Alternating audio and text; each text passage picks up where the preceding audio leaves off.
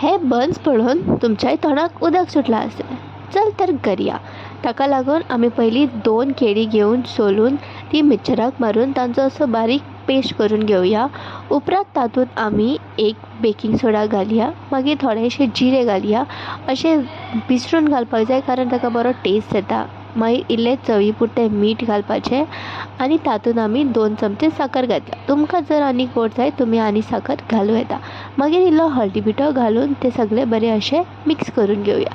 तें सगळें एक मिक्स जालें म्हणटकच तातूंत आमी 2 कप मैदा घालतलीं आनी तें बरें अशें मळून घेवंक जाय।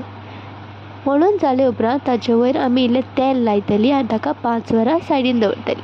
मागीर आमी कायलीन तेल गरम करतलीं। ते पिठाचे गुळे करून अशे बारीक बारीक लाटून घेवंक जाय।